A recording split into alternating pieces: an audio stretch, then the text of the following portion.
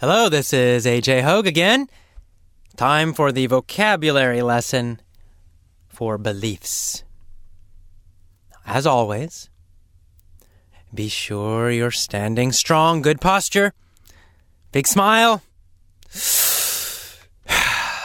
deep breath, move your body. Let's begin. In this lesson, I used a few difficult words. Maybe difficult, maybe not, I don't know. But let's talk about them. Number one is the word trauma. Now, trauma is a noun. Trauma means an injury or a deep hurt. Now, it can be physical. So, for example, if you break your leg, that is a physical trauma. It's a physical injury. It's a deep physical hurt. Trauma can also mean a deep emotional hurt. So something very painful in your life, you feel very, very sad, for example, or very, very angry. That is also a trauma, a very painful experience, a painful emotional hurt. Trauma. So again, that's trauma. So we have emotional trauma, and we also have physical trauma. So, of course, in this lesson, we're talking about emotional traumas. Hopefully, nobody hit you when you're learning your English. So, probably it was emotional trauma. You felt a lot of stress, perhaps, when you were learning English in the past. Or maybe just boredom. But for some students, I'd say probably for most students, there are a lot of negative emotional feelings and beliefs about English learning.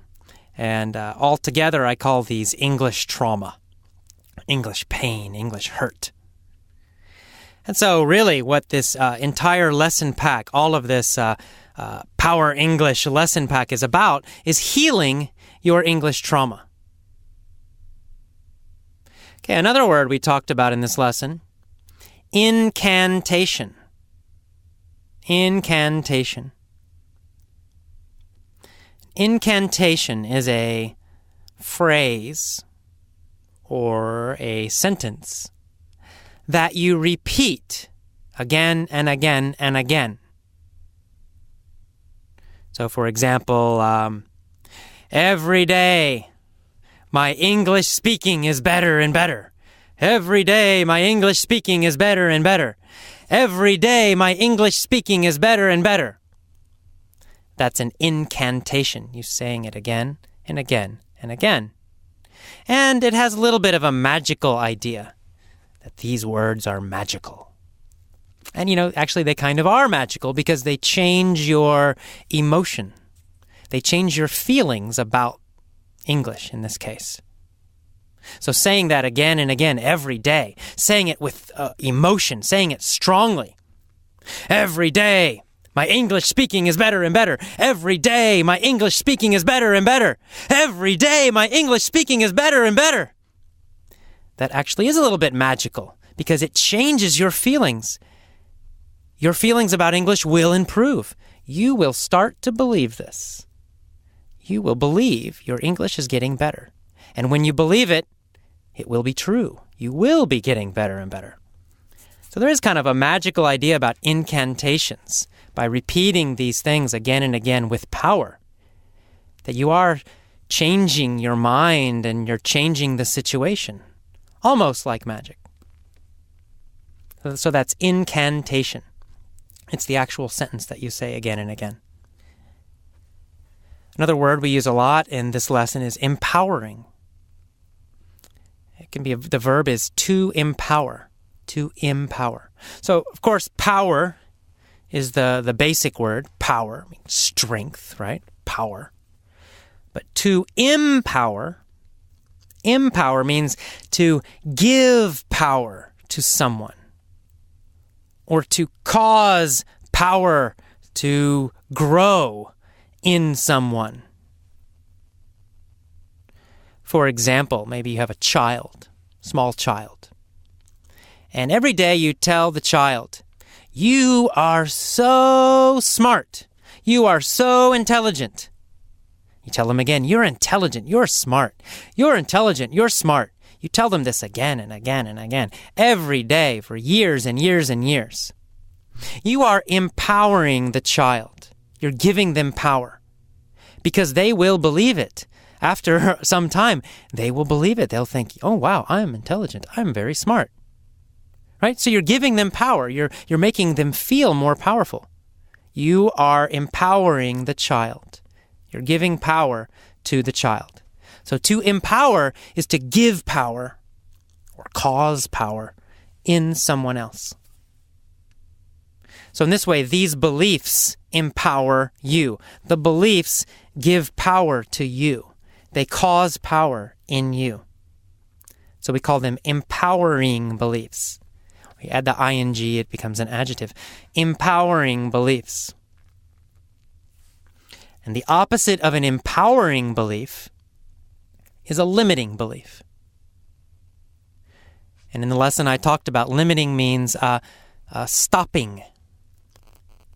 A limit is something that stops you. It's kind of like a border, a boundary. You can't go past it.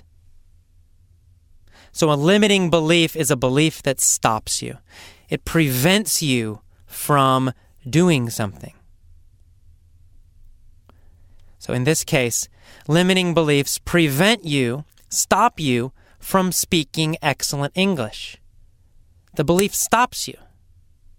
You could speak excellent English, but you have these negative beliefs, you have these limiting beliefs. And so you are stopped, you're prevented. You cannot do it. So it's limiting beliefs. Our next word is complicated. It's a pretty common word, complicated. It's similar to complex. Complex and complicated, very close in meaning, very similar. And they are the opposite of simple. So simple and complicated are opposites. Complicated means not simple. It means there's a lot of little pieces. Right? If something is simple, maybe there's just one piece. It's very easy to understand. But if something is complicated, there are many little pieces to it, part of it. It's difficult to understand all of them. So some people think English is complicated. Oh my God, nouns and verbs in the past progressive and the future tense and the past perfect progressive and all these grammar terms, and oh my God, it's so complicated. And it is complicated if you learn that way. If you try to memorize, if you try to think about all these little grammar rules, then absolutely, yes, it will feel complicated. But luckily, it's not necessary. You don't need to do that. English can feel simple. Finally, we have the word reference. Reference or references. A reference is an example. That can have different meanings in different situations. But here, it means an example, a specific example of something. So you have this belief, English is painful. And then you have references, you have examples that prove it. For example, in middle school, my teacher made me feel stupid. Right? That's the reference. That is the example, the specific reference, the specific example. And then maybe you have another reference. I failed my high school English test. So now you have two references. Your middle school teacher made you feel stupid, and you failed your high school test. Two references, two examples of the belief. English is painful. So most beliefs have all these little references, these little examples. You use the references to prove the belief. So if you question the references, you can destroy the belief. So again, a reference is, in this case, a reference is an example, a specific example of something. And references support beliefs. References create beliefs. Okay, that is all. A very short and easy vocabulary lesson for this one. That is all of the vocabulary lesson for beliefs. Listen to it a few times. Read the transcript if necessary. But focus most of your energy on the main speech and on the mini story. Those are the two most important lessons. Those are the ones you need to listen to very often, repeatedly, and learn them deeply. Okay, I will see you next time. Bye-bye.